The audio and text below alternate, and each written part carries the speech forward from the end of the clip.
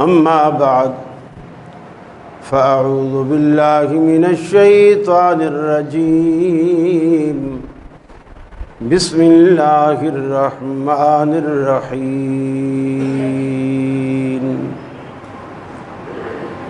ما يلفظ من قول إلا لديه رقيب عتيد وقال الله تبارك وتعالى يوم نختم على أفواههم وتكلمنا أيديهم وتشهد أرجلهم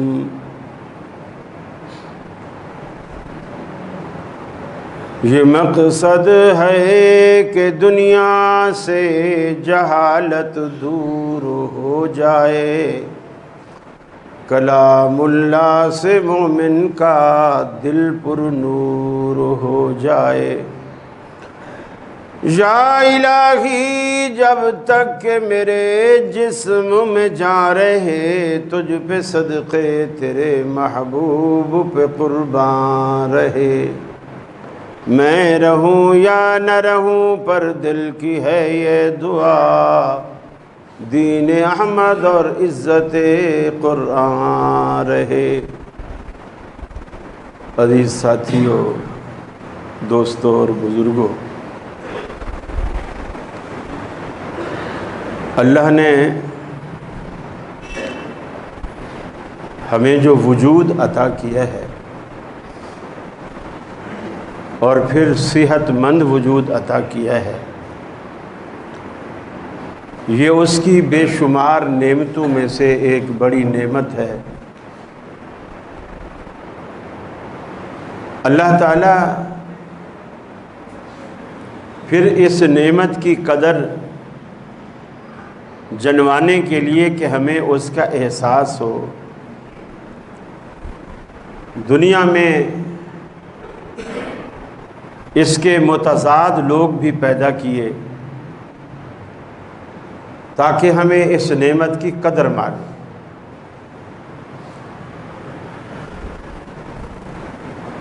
رسول اقدس صلی اللہ علیہ وسلم نے فرمایا، روزانہ صبح و سویرے جب انسان اٹھتا ہے، سارا جسم زبان کے آگے ملتمس ہوتا ہے کہ خدا کے لیے تو سیدھی رہنا،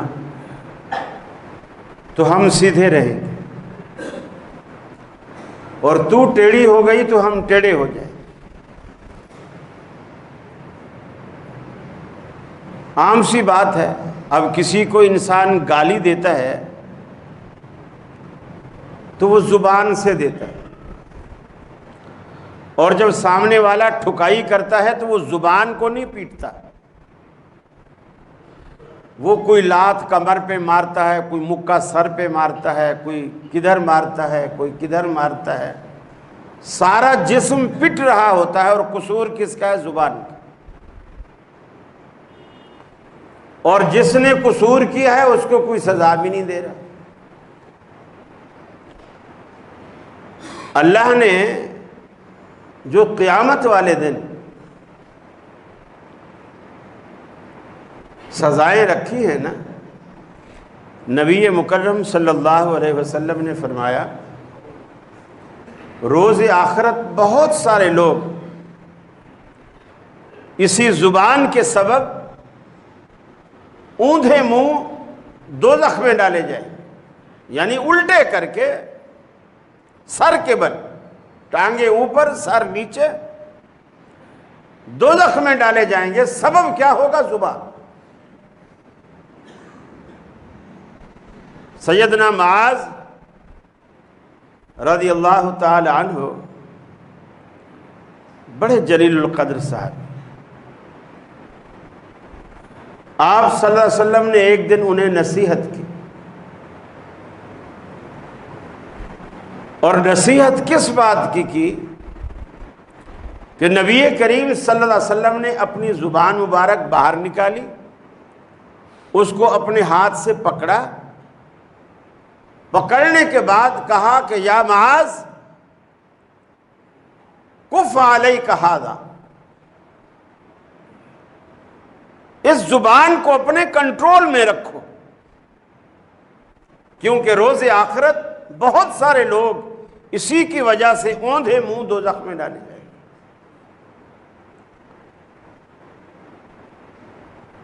برزخ میں بھی جو اللہ نے جزا سزا کا سلسلہ رکھا ہے، جسے آپ عذاب قبر کہتے ہیں، حقیقتاً یہ برزخی زندگی ہے۔ جو ہمیں نظر آتا ہے یہ دنیا ہے، برزخ وہ ہے جو ہمیں نظر نہیں آتا ہے۔ تو جو برزخ میں، قبر میں اللہ نے عذاب رکھا ہے، حدیث میں آتا ہے کہ آپ جا رہے تھے، خچر پر سوار تھے، آپ کا خچر ڈرا، آپ خچر سے اترے، وہاں 2 قبریں تھیں، آپ نے فرمایا ان 2 قبر والوں کو عذاب ہو رہا ہے۔ اور حدیث میں آتا ہے کہ دنیا میں قبر کے آس پاس جتنی چیزیں ہوتی ہیں، وہ جانور ہو، وہ پرندہ ہو، وہ کوئی اور مخلوق ہو، ہر چیز میت کے ساتھ ہونے والے سلوک کو دیکھتی اور سنتی ہے، الا الثقلین، سوائے انسان کے اور جن کے۔ جنوں اور انسانوں کے سوا ہر مخلوق سنتی۔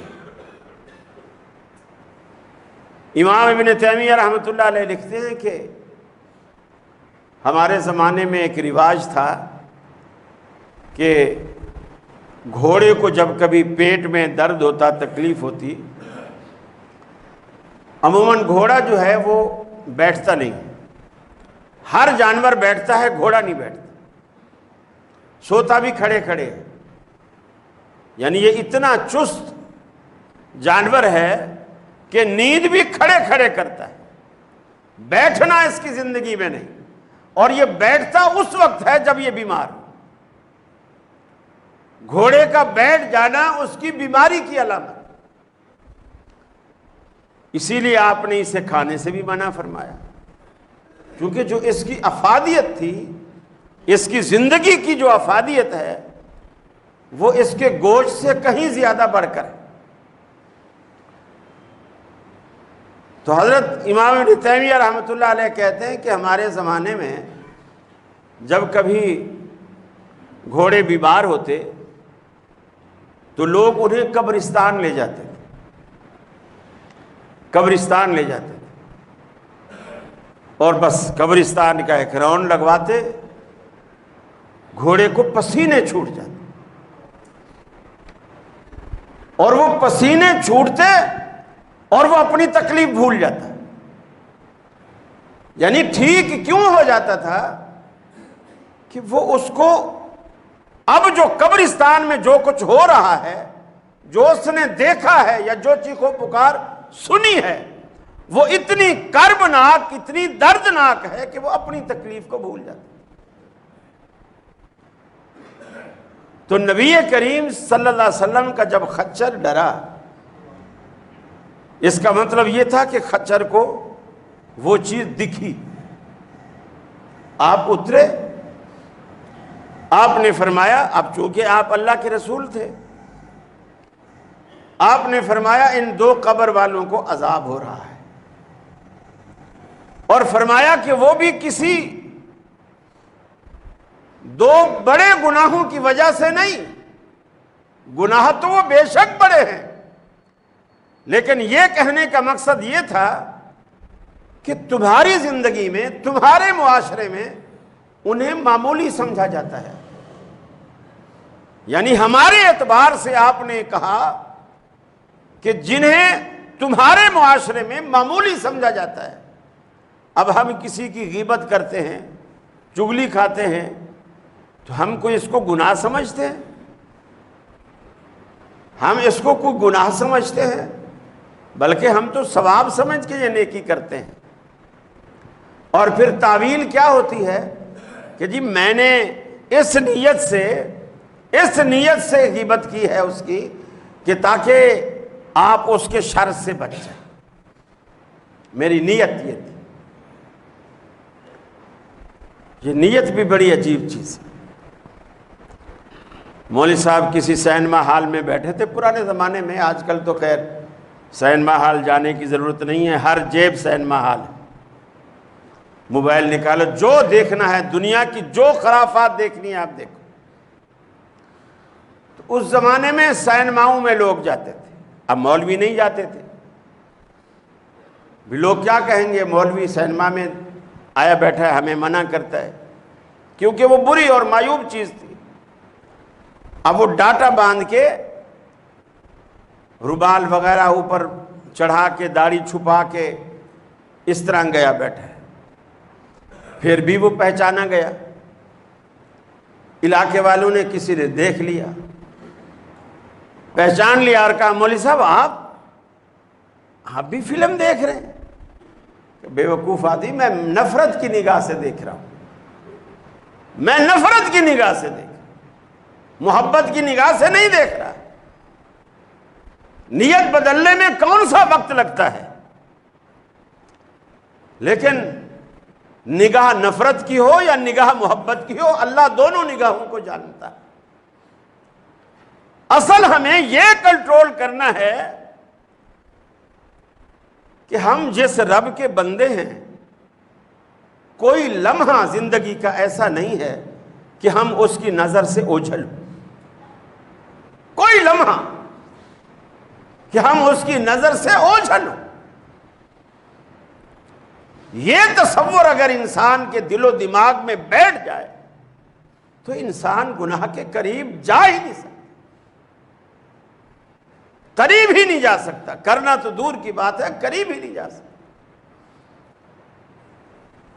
اب جیسے ایک لڑکا ہو، اسے باپ نے کہا ہو کہ خبردار اگر تو نے سگریٹ پینا، بس میں اس دن، وہ دن تیرا اس گھر میں آخری دن ہوگا، میں نکال دوں گا تجھے، اور جو لتریشن کروں گا وہ الگ ہے۔ اب اس کو پتا ہو کہ ابا سامنے کرسی ڈال کے بیٹھا ہے، وہ دکان سے سگریٹ کی ڈبی خریدے گا؟ کبھی بھی نہیں خریدے گا۔ یعنی پینا تو دور کی بات ہے، وہ جو سگریٹ بندہ پی رہا ہے اس کا دوست اس کے پاس بھی نہیں کھڑا ہوگا کہ ابا دیکھ رہا ہے۔ یہ تصور اگر اللہ کے بارے میں ہمارے دماغ میں بیٹھ جائے، اور دیکھو اللہ کے رسول نے کتنی پیاری بات کی، آپ نے فرمایا احسان کی تعریف بتاتے ہوئے آپ نے فرمایا احسان یہ ہے ان تعبد اللہ کا انک تراہ، کہ تو اللہ کی عبادت ایسے کر، اس نیت اور اس ارادے سے کر گویا کہ اللہ تیرے سامنے ہے اور تو اسے دیکھ رہا ہے۔ فَإِن لَمْ تَكُنْ تَرَاهُ، اور اگر ایسا ممکن نہ ہو، فَإِنَّهُ يَرَاكَ، تو پھر کم از کم یہ یقین تو رکھ کہ جس کی تو بندگی کر رہا ہے اس کی نظروں میں ہے، وہ تجھے دیکھ رہا ہے۔ جب مزدور کو پتہ ہو جس سیٹھ نے شام کو مزدوری دینی ہے وہ بیٹھا مجھے دیکھ رہا ہے، تو وہ بلاک نیچے رکھ کے سگریٹ پینے نہیں بیٹھے گا، وہ ایک بلاک کی بجائے دو اٹھائے گا کہ سیٹھ دیکھ رہا ہے، خوش ہوگا، دوسرے دن بھی مجھے بلائے گا، تیسرے دن بھی مجھے بلائے گا، مجھے دہاڑی سے ہٹائے گا نہیں، میرا روزگار لگا رہے گا، یا ہو سکتا ہے میرے کام سے خوش ہو کر میری مزدوری سے بھی 150 زیادہ دے دے، وہ اور خوشی سے کام کرے گا۔ تو اس لیے اللہ کے رسول نے تصور ہی یہ دلایا۔ تو میں عرض کر رہا تھا، آپ نے فرمایا جن گناہوں کو تم معمولی جانتے ہو ان گناہوں کی وجہ سے ان قبر والوں کو عذاب ہو رہا ہے۔ مسلم کی روایت ہے، ایک فرمایا غیبت کرتا تھا اور دوسرا پیشاب کے چھینٹوں سے نہیں بچتا تھا۔ یہ جو پیشاب کے چھینٹے ہیں نا، یقین مانیے سوائے نمازی آدمی کے کوئی بھی نہیں بچتا اس سے، کوئی بھی نہیں بچتا۔ یہ آپ لوگوں پر اللہ کا بڑا کرم ہے، چونکہ نمازی آدمی خیال کرتا ہے اپنے جسم کا بھی، اپنے لباس کا بھی۔ اور ایسے جو بے نماز ہوتے ہیں، جہاں دل کرے موٹر سائیکل روکی اور دیوار کی طرف رخ کیا، بیٹھ گئے، اور پینٹ پہنی ہو تو بیچاروں سے بیٹھا بھی نہیں جاتا، کھڑے کھڑے۔ اب پکی دیوار ہے، پکی دیوار پہ اگر پیشاب کرو گے تو ظاہر بات ہے چھینٹے تمہارے اوپر بھی آئیں گے، تمہارے پینٹ پر بھی آئیں گے، تمہارے اوپر بھی آئیں گے، جرابوں اور موزوں پر بھی آئیں گے۔ اس کی پرواہ نہیں ہے۔ یہ پتہ اس وقت چلے گا، اللہ ہمیں محفوظ فرمائے، جب قبر بھینچے گی، اس وقت پتہ چلتا ہے۔ تو یہ جو زبان ہے نا، اللہ کے رسول صلی اللہ علیہ وسلم سے پوچھا گیا، اللہ کے رسول ان افضل الاسلام، سب سے بہترین اسلام کیا ہے؟ سب سے بہترین اسلام، اسلام تو اسلام ہوتا ہے۔ دیکھیے اسلام آج اہل حدیثوں کے پاس بھی ہے، بریلویوں کے پاس بھی ہے، دیوبندیوں کے پاس بھی ہے، شیعوں کے پاس بھی ہے۔ یا اور بھی کوئی کلمہ پڑھتا ہے اور نام لیتا ہے اسلام کا تو ہم اس کا بھی کہہ سکتے ہیں، اس کے پاس بھی ہے۔ سب کے پاس اسلام ہے، لیکن ہر مکتبے کے پاس جو اسلام ہے اس میں فرق ہے، اس میں فرق ہے۔ صحابہ نے پوچھا یا رسول اللہ سب سے افضل اسلام کون سا ہے؟ آپ نے فرمایا من سلم المسلمون من لسانہ ویدہ، کہ سب سے بہترین اسلام، افضل اسلام اس مسلمان کے پاس ہے جس کے ہاتھ سے اور جس کی زبان سے دوسرے مسلمان محفوظ رہے۔ اب ہمارے لوگوں نے اس کا مطلب پتہ ہے کیا نکالا؟ کہ حدیث میں تو آیا ہے کہ ہاتھ اور زبان سے محفوظ رہیں، لاتوں سے تو نہیں روکا نا، لاتیں بھرے جتنی مار لو، ہاتھوں سے روکا، ہاتھ نہیں لگانا اس کو، زبان سے گالی نہیں دینا اس کو، لاتیں جتنی چاہو مارو۔ کتنی خوبصورت بات ہے جو اللہ کے حبیب نے فرمائی کہ وہ شخص سب سے بہترین مسلمان ہے، سب سے بہترین، جس کے ہاتھ سے، جس کی زبان سے دوسرے مسلمان محفوظ رہیں۔ آج آپ کے پڑوسی آپ کے مظالم سے محفوظ ہیں، آپ کے ہاتھ اور آپ کی زبان سے محفوظ ہیں۔ لوگ جھاڑو دیتے ہیں، کچرا اٹھا کے پڑوسیوں کے دروازے کے آگے رکھ دیتے ہیں۔ یہ ہمارا کلچر ہے۔ جس کی گاڑی دیکھیں گے سفید گاڑی، اور وہ جو روزانہ انہوں نے ڈیوٹی لگائی ہوتی ہے، سائیکل پہ لوگ آتے ہیں، بالٹی پانی کی ساتھ ہوتی ہے، کپڑا ہوتا ہے، وہ گاڑیاں دھوتے ہیں۔ صاحب کے آفس نکلنے سے پہلے اس کو گاڑی صاف ملتی، باہر کھڑی ہوتی ہیں گلی میں، مٹی دھول چڑھ جاتی، تو وہ جب کپڑا لگانے والا صفائی کر کے جاتا ہے نا، پھر کراچی میں جو پان کے شوقین ہیں، جب ان کا منہ پیک سے بھر جاتا ہے، پھر وہ دیکھتے ہیں صاف ستھری سفید گاڑی کدھر کھڑی ہے، پھر وہ اس کے اوپر پیک مارے۔ اگر اللہ تعالیٰ کیا اس بات پہ قادر نہیں کہ تیرے منہ میں کیڑے ڈال دے؟ اللہ اس بات پہ قادر ہے، قادر ہے اللہ اس بات پہ۔ اور تو جو اس کو اذیت دے رہا ہے، اب دیکھیے ہر چیز کے بارے میں اللہ کے رسول نے ہدایات فرمائی۔ فرمایا راستے میں نہ بیٹھو، اور اگر بیٹھو تو اس کا حق ادا کرو، آنے جانے والوں کو سلام بھی کرو، راستے میں رکاوٹ نہ بنو، راستہ کھلا رکھو تاکہ لوگ آئیں جائیں تو پریشان نہ ہوں، راستے میں پیشاب نہ کرو۔ آپ نے فرمایا لعنت والے کام سے بچو۔ پیشاب پخانا حالانکہ یہ لعنت والا کام کیسے ہے؟ آپ راستے میں جب پیشاب پخانا کرو گے، آنے جانے والے کو تکلیف ہوگی، کسی کو بو پریشان کرے گی، اور کسی کی انجانے میں پاؤں بھی اوپر آ سکتا ہے۔ جب پاؤں اوپر آئے گا وہ اپنے منہ سے آپ کے لیے لعنت کے سوا کچھ نہیں کرے گا۔ یہی جملہ کہے گا، کیسے لعنتی لوگ ہیں، یہاں راستے میں بیٹھ جاتے ہیں، خدا غارت کرے ان کو، خدا یہ کرے ان کو۔ جتنی دیر تک جائے گا جوتے کو صاف نہیں کرے گا جب تک وہ بد دعائیں دیتا رہے گا۔ یہ احساس کون کرے گا؟ نبی کریم صلی اللہ علیہ وسلم نے فرمایا ما یلفظ من قول الا لدیہ رقیب عتید۔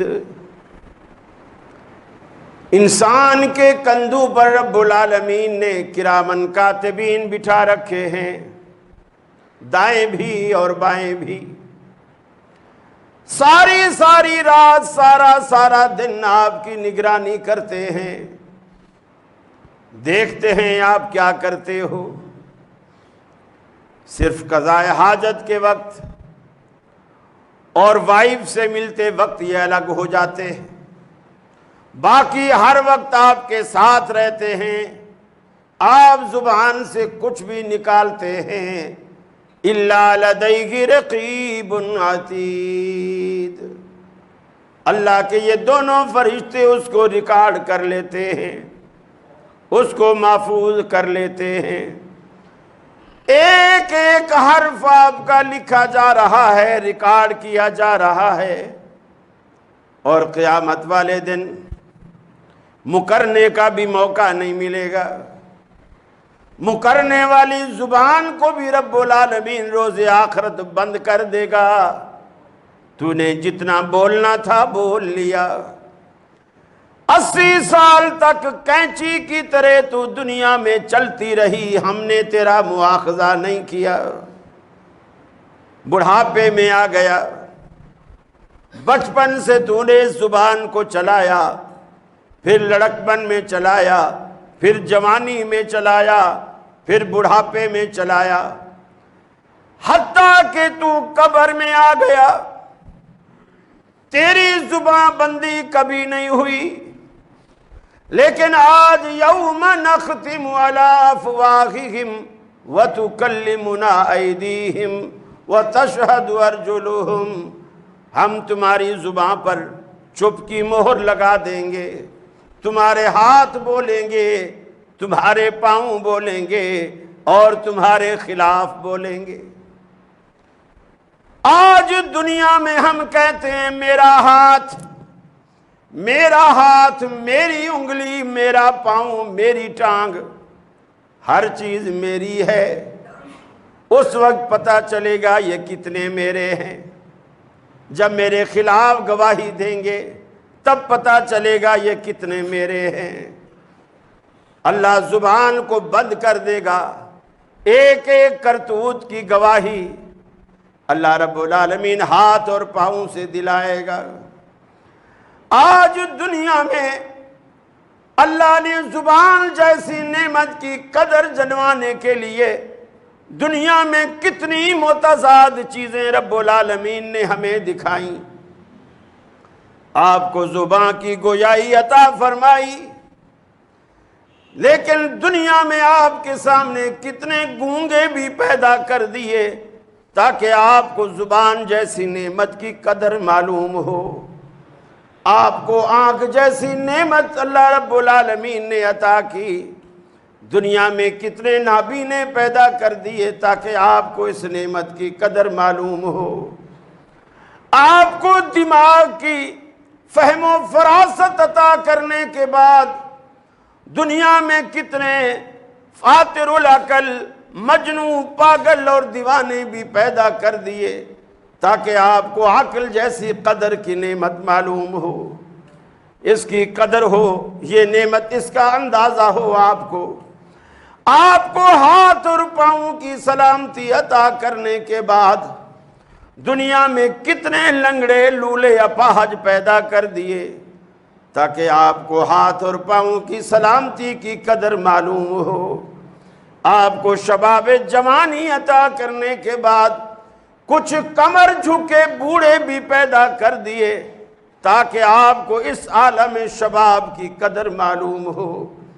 آپ کو صحت و تندرستی عطا کرنے کے بعد بستر مرگ پر ایڑیاں رگڑ رگڑ کر زندگی گزارنے والے بیمار بھی پیدا کر دیے تاکہ آپ کو صحت جیسی نعمت کی قدر معلوم ہو۔ آپ کو یہ ساری نعمتیں عطا کی، اولاد جیسی نعمت عطا کرنے کے بعد 10 12 جوان بیٹے رب العالمین نے آپ کو عطا کر دیے، لیکن دنیا میں بے اولاد بھی اللہ نے کتنے پیدا کر دیے تاکہ آپ کو اولاد جیسی نعمت کی قدر معلوم ہو۔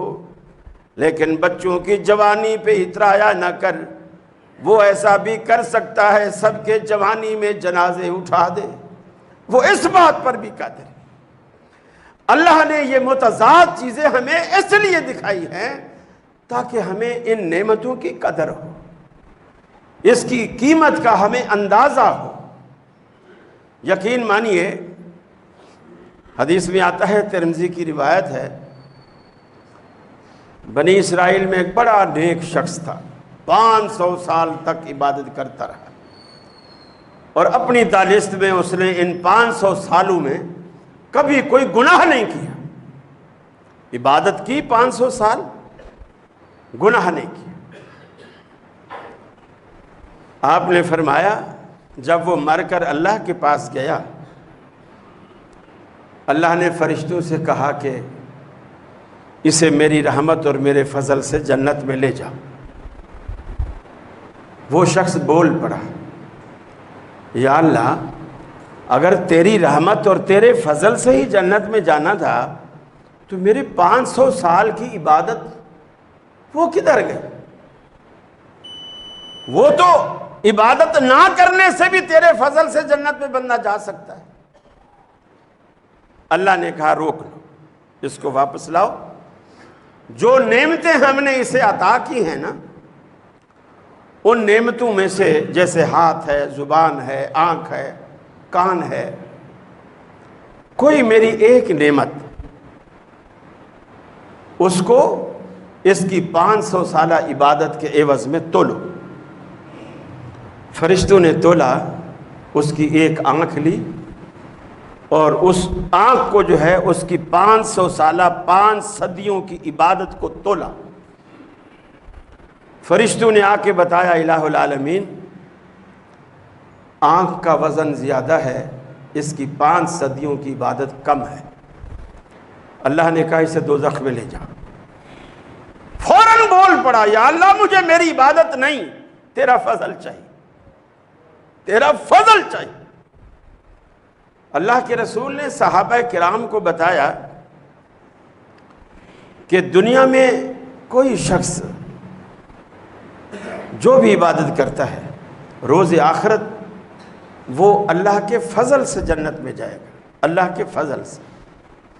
یہ ہمیں جو غرور ہے نا، ہم اترا رہے ہیں، ہم تو رفع الیدین کرتے ہیں، ہم تو آمین اونچی کہتے ہیں، ہم تو ہاتھ سینے پر باندھتے، ٹھیک ہے، یہ سارے عمل اچھے، سنت، لیکن اللہ کے رسول نے فرمایا پھر بھی کوئی شخص اللہ کی رحمت کے بغیر جنت میں نہیں جا سکتا۔ اما عائشہ فرماتی ہیں میں نے عرض کی اللہ کے رسول، کیا آپ بھی جنت میں جانے کے لیے اللہ کی رحمت کے محتاج ہیں؟ آپ بھی؟